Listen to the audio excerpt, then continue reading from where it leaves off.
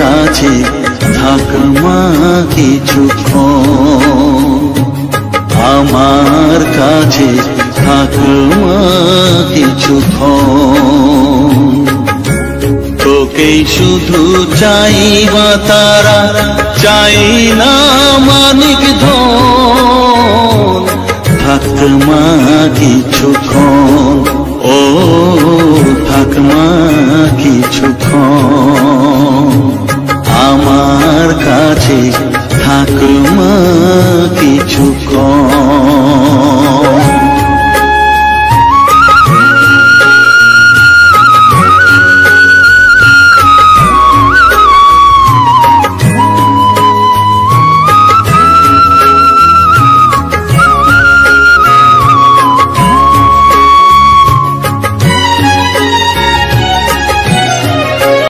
নমস্কার বন্ধুরা, আজকে আমি আবার সকাল সকাল চলে এলাম তোমাদের কাছে একটি মায়ের মন্দির দর্শন করানোর জন্য। তো আজকে যে মায়ের মন্দির আমি দর্শন করতে এসেছি, এই মায়ের মন্দিরটি হচ্ছে বিশালক্ষী মায়ের মন্দির। এই মায়ের মন্দিরটি হচ্ছে কন্যাগড়ের খড়িয়াল চণ্ডীগড়ে অবস্থিত। তো তোমরা এখানে কীভাবে আসবে, মায়ের মন্দিরে ইতিহাস কী আছে এবং মায়ের মন্দির কটা থেকে কটা পর্যন্ত খোলা থাকে, সমস্ত কিছু জানাবো আমার ব্লগের মাধ্যমে। তার জন্য তোমরা আমার সম্পূর্ণ ব্লগটি দেখতে থাকো, সঙ্গে থাকো। এখানে তোমরা কীভাবে আসবে তোমাদেরকে আমি সবার প্রথমে বলে দিচ্ছি, তোমরা একটুখানি ফলো করো, তারপরে আজকে ভিডিওটা শুরু করা যাবে। তোমরা রেলপথে সবার প্রথমে চলে আসবে হাওড়া বর্ধমান মেল লাইনে, যে কোনো লোকাল ট্রেন করে তোমরা চলে আসবে কন্যাগড় স্টেশন। সেখানে এসে তোমরা 3 নম্বর প্ল্যাটফর্মের দিক থেকে বাইরে বেরোবে। বাইরে বেরিয়ে তোমরা 2 মিনিট রাস্তা হেঁটে আসবে, এসে পেয়ে যাবে জিটি রোড। সেই জিটি রোডে এসে তোমরা অটো, টোটো এবং ম্যাজিক গাড়ি থাকবে, যে কোনো একটি গাড়িতে করে উঠে বলবে যে আমি খড়িয়াল চণ্ডীগড় যাব। তো খড়িয়াল চণ্ডীগড় তোমরা চলে আসবে। আর স্টপেজটার নাম হচ্ছে কল্পতরু সংঘ, একটি ক্লাব আছে, ওই কল্পতরু ক্লাবের সামনে তোমরা গাড়ি থেকে নামবে। নেবেই তোমরা আমি যেভাবে দেখাচ্ছি তোমরা সেইভাবে চলে আসবে। এই যে তোমাদেরকে আমি আঙুল দিয়ে দেখাচ্ছি, এই যে রাস্তাটা, এই রাস্তাটা কিন্তু কন্যাগড় স্টেশন হয়েছে। আর এই দিকে চলে গেছে দিল্লি রোড। আর এই যে দেখতে পাচ্ছি বিশাল বড় বট গাছ রয়েছে। আর এই যে রাস্তায় নেমে গেছে একটা ঢালাই রাস্তা, আর সামনে রয়েছে কল্পতরু ক্লাব। তো আমি এই রাস্তা ধরেই যাব বিশালক্ষী মায়ের মন্দির। আমি যখন এই দিক থেকে এসেছিলাম, এই দিক থেকে আমার অটো ভাড়া নিয়েছে 17 টাকা, টাইম লেগেছে 15 মিনিট। তো তোমরা টোটো করে এলে বা ম্যাজিক গাড়ি করে এলে কম পড়বে, ম্যাজিক গাড়ি করে এলে তোমাদের পড়বে 15 টাকা। তো চলো আমি এই রাস্তা ধরে যাবো আজকে বিশালক্ষী মায়ের মন্দির। এইটা হচ্ছে কল্পতরু ক্লাব, তোমাদেরকে আমি আবার দেখিয়ে দিচ্ছি। এই কল্পতরু ক্লাবটাকে ফলো করবে, তার পাশে যে রাস্তা চলে গেছে একদম দেখতে পাচ্ছি একটা ঢালাই রাস্তা, এই রাস্তা ধরেই যাব আজকে বিশালক্ষী মায়ের মন্দির। এখান থেকে লাগবে 5 থেকে 7 মিনিট, একদম বাড়ির কাছাকাছি চলে এসেছি আমি। তোমাদেরকে আমি দেখাবো এবারে আমি কীভাবে ওনার বাড়িতে যাব এবং মায়ের দর্শন করাবো। সামনেই তোমরা দেখতে পাবে একটা পুকুর, আর পুকুরের পাশ থেকে যে রাস্তা চলে গেছে আমি সেই রাস্তা ধরে যাচ্ছি। কেন তোমাদেরকে যদি না দেখাই এরকম সম্পূর্ণ ডিটেলস, তাহলে কিন্তু তোমাদের হয়তো বুঝতে একটু অসুবিধা হবে। যাতে তোমাদের সুবিধা হয় সেই জন্য তোমাদেরকে আমি এতটাভাবে দেখাচ্ছি। তারপর আমি ডান দিকে টার্ন নিলাম, ডান দিকে টার্ন নিয়ে এবার যাব এই দিকটা।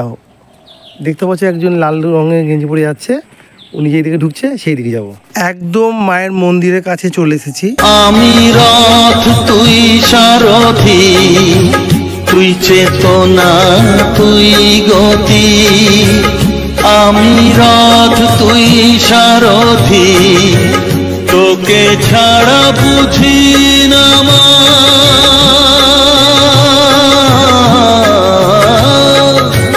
তোকে ছাড়া বুঝি না মা, তাই দিয়েছি মন, থাক মা কিছুক্ষণ, ও থাক মা কিছুক্ষণ, আমার কাছে থাক মা কিছুক্ষণ।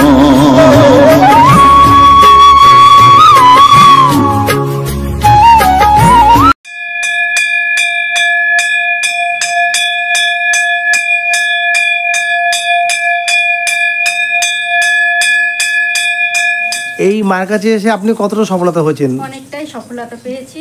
আমি যখন থেকে এখানে মাকে এনেছেন আমি তখন থেকেই আসি। আচ্ছা। এসে আমি অনেক সুফল পেয়েছি।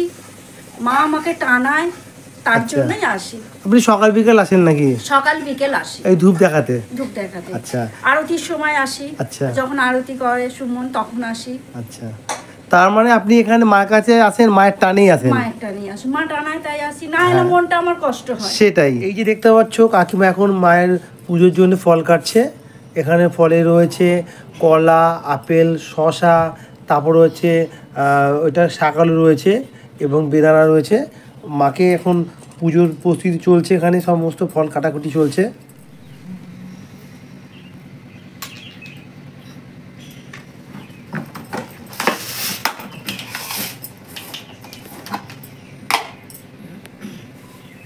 আর এই দিকে পুজোর জন্যে পুরোহিত মশাই রেডি হয়ে গেছে। এখন দেখতে পাচ্ছি, তোমাদেরকে দেখাচ্ছি, দেখো এ দেখো এখানে বাবা মহেশ্বর একটা শিবলিঙ্গ রয়েছে। ওই শিবলিঙ্গকে এখন মানে ফুল দিয়ে সাজাচ্ছে।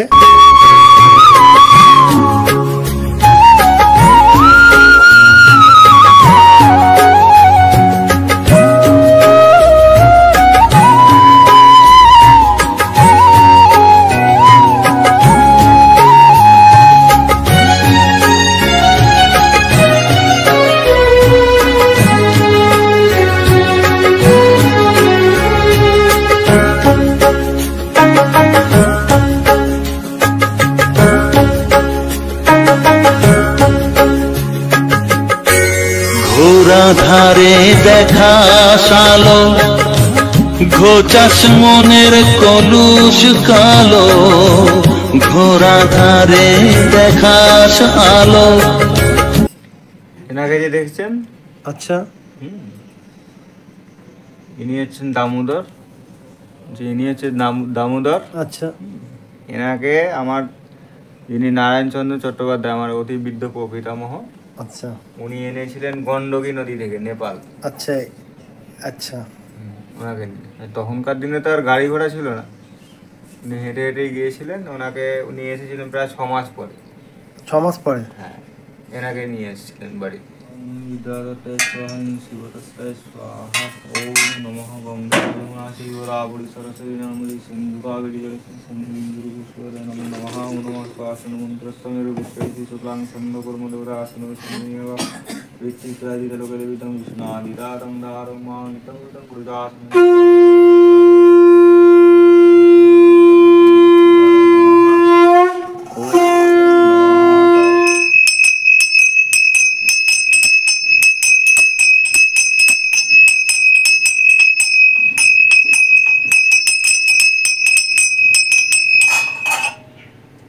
নমস্কার, আমি সুমন চ্যাটার্জি, মা বিশালাক্ষী সেবাই।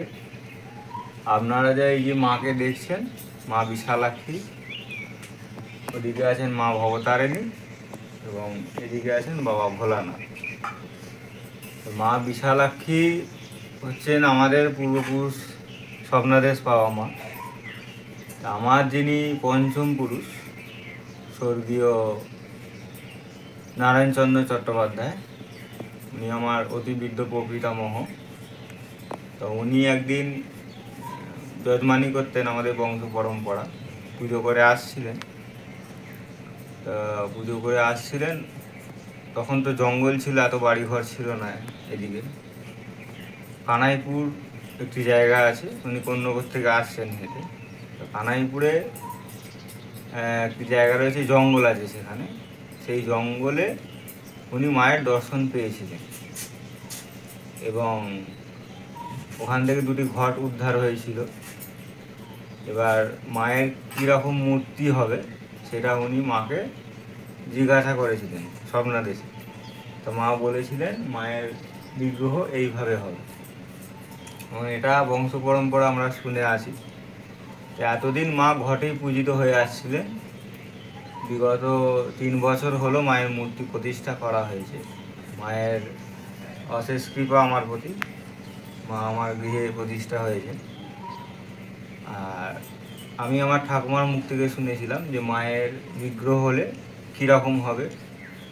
এই যে দেখতে পাচ্ছেন আপনারা, মায়ের ডান পাটি রয়েছে মহাকাল ভৈরবের উপরে এবং বাঁ পাটি আছে বাবা বিরূপাক্ষের উপরে। মাথার উপরে দেখতে পাচ্ছেন আপনারা। এইভাবে মায়ের কীরকম হবে, এবং মায়ের ডান হাতে রয়েছে তরবারি আর বাঁ হাতে রয়েছে, এটা একটা গল্প আছে।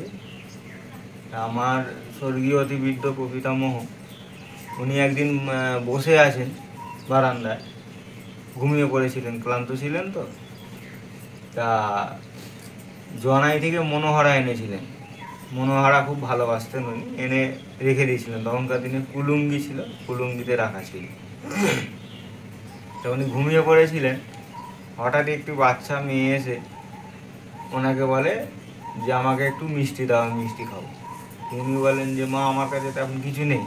বলছে কেন? ওই মনোহরা যে এনেছো ওটাই দাও। কুলুঙ্গিতে ছিল, ওটা উনি দিয়েছিলেন, খেয়েছিলেন। তো খেয়ে নিয়ে বাচ্চা মেয়েটি চলে যায়, আর তাকে খুঁজে পাওয়া যায়নি। উনি অনেক খুঁজেছিলেন, পাননি। কাদের বাড়ি মেয়ে কী বৃত্তান্ত উনি খুঁজে পাননি। তো তখন উনি স্বপ্নাদেশ পেয়েছিলেন। মা বলেছিল যে আমার প্রসাদ হিসেবে, মহাপ্রসাদই ওটা মাকে দেয়া হয়, জনায়ের মনোহর। এই হচ্ছে মায়ের প্রসাদ। এবং আমার এখানে মায়ের পুজোয় কোনো বলি হয় না, মায়ের নিষেধ আছে, কোনো বলি হবে না। মায়ের বাৎসরিক মায়ের পূজাটা কবে হয়? মায়ের বাৎসরিক পুজো হয় 13ই আষাঢ়। আচ্ছা, সকাল থেকেই মায়ের পুজো হয় এবং রাত থেকে মা ভবতারিণীর পুজো হয়, ভোরবেলা হোমটা হয়। আমি একটা কথা বলি, এটা যদি কেউ ভিডিও দেখে যে আসতে চাইলো আপনার মায়ের মন্দির দর্শন করতে, মায়ের পুজো দিতে ইচ্ছে হলো, তাহলে টাইমটা কি আছে? যে এই টাইমের মধ্যে যদি কেউ আসতে চায়, এখন টাইমের ব্যাপার আছে? টাইম বলতে সকালে নিত্য পুজো তো 10টা, এরকম 10টার সময় করা হয়। আচ্ছা, ঠিক আছে। এবার কেউ যদি আসতে চায় আমাকে ফোন করে দিতে পারবে। আচ্ছা, ফোন নাম্বারটা আমি বলে দিন একবার। হ্যাঁ, আমার ফোন নাম্বার হচ্ছে 8100276011। আচ্ছা, এবার একটা কথা বলি, কোনো ভক্ত যদি দূর থেকে আসে, এবারে তাদের ক্ষেত্রে কি কোনো সুবিধা সুযোগ থাকতে পারে? যে এখানে তো আশেপাশে কোনো খাওয়া হোটেল নেই, মানে অনেক দূর থেকে এলো, সেক্ষেত্রে আপনি কিছু চিন্তা ভাবনা করেছেন? চিন্তা ভাবনা বলতে দেখুন, সে তো আসবে মায়ের কাছে, তো মায়ের কাছে আসবেন যেহেতু, আমারও তো একটা এর ব্যাপার আছে। তিনি না খেয়ে বাড়ি যাবেন না, আমাকে 2-3 দিন আগে একটু ফোন করে বলে দিতে হবে, আমি ব্যবস্থা করে কজন আসছে বা জানিয়ে দিলে সুবিধা হয়। একটু আমি ব্যবস্থা করে রাখবো। তো মাকে ভোগ দেওয়া হয়, খিচুড়ি দেওয়া হয়, পরমান্ন পায়েস দেওয়া হয়, আচ্ছা, মিষ্টি থাকে, 5 রকম ভাজা থাকলো, হ্যাঁ, কোনো তরকারি একটু দেওয়া হলো, এটা মায়ের ভোগ হয়। এবার দূর থেকে ভক্তরা আসবেন, আমাকে বলে দেবেন ফোন করে 2 দিন আগে। তার জন্য কোনো কি মূল্য ধার্য করেছেন? যে ভক্ত যদি কোনো দূর থেকে আসেন এবং মায়ের দর্শন করতে, এবং হ্যাঁ, যারা আসেন 50 টাকা করে দেন মায়ের এই হিসাবে। আচ্ছা, 50 টাকা করে ধার্য করেছেন। আপনারা দেখতে পাচ্ছেন মা বিশালাক্ষী। মায়ের ডান হাতে রয়েছে তরোয়ারি, আর বাঁ হাতে রয়েছে মায়ের যে মহাপ্রসাদ মনোহরা, মাকে ওই পাত্রে দেওয়া হয়। আচ্ছা, এবং ডান পদতলে যিনি রয়েছেন মহাকাল ভৈরব, যেমন দেখতে পাচ্ছেন। আর মায়ের বাঁ পদতলের নিচে আছেন বিরূপাক্ষ, বাবা বিরূপাক্ষ রয়েছেন। আর এ পাশে আছেন মা ভবতারিণী, পদতলে মহাকাল রয়েছেন। হ্যাঁ, এখানে আছেন মা সারদা দেবী, এবং ওপাশে রয়েছেন পরমহংস শ্রীকৃষ্ণদেব, শ্রীরামকৃষ্ণদেব। আর ঠিক এই দিকে রয়েছেন বাবা ভোলানাথ, শিবলিঙ্গ দেখতে পাচ্ছেন আপনারা। আমি মায়ের মন্দির দর্শন করলাম এবং তোমাদেরকেও মায়ের দর্শন করালাম খুব ভালোভাবে। তো মায়ের মন্দির আমি দর্শন করে এই দাদার সঙ্গে এখন আমি যাব একটু গ্রামটা পরিদর্শন করতে, কারণ গ্রাম বাংলার যে প্রাকৃতিক দৃশ্য আমি এসে এত ভালো লাগলো যে সত্যি কথা আমি গ্রামটা একটু না পরিদর্শন করে আমার ভালো লাগে না মনটা। তাই ভাবলাম আমিও দর্শন করব এবং তোমাদের মধ্যে আমি শেয়ার করব গ্রামের প্রাকৃতিক দৃশ্য। তো চলো গ্রামটা ঘুরিয়ে তোমাদের দর্শন করাই। গ্রাম পরিদর্শন করতে বেরিয়ে এখানে তোমাদেরকে দেখাচ্ছি খুব সুন্দর একটা ছোট্ট তারামায়ের মন্দির রয়েছে। তো চলো তোমাদেরকে এখন আমি তারামায়ের দর্শন করাবো।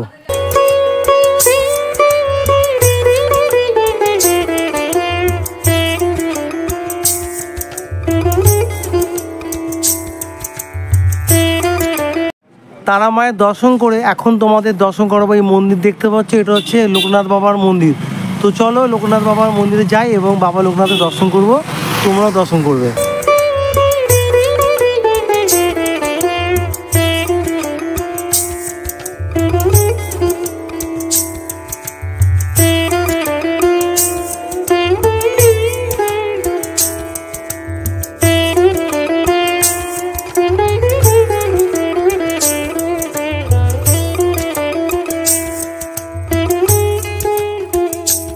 এই যে দেখতে পাচ্ছ এইটি হচ্ছে এই গ্রামের একটি শিব মন্দির।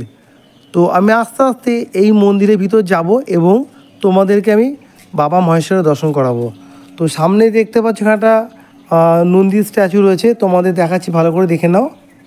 এই দেখো খুব সুন্দর দেখতে পাচ্ছ, এবং এইটি দর্শন করে আমি চলে যাবো এখন মন্দিরের দিকে। তো এখন অনেক বেলা হয়ে গেছে বলে মন্দির বন্ধ হয়ে গেছে, তবু আমি তোমাদেরকে কতটা কি দেখাতে পারি।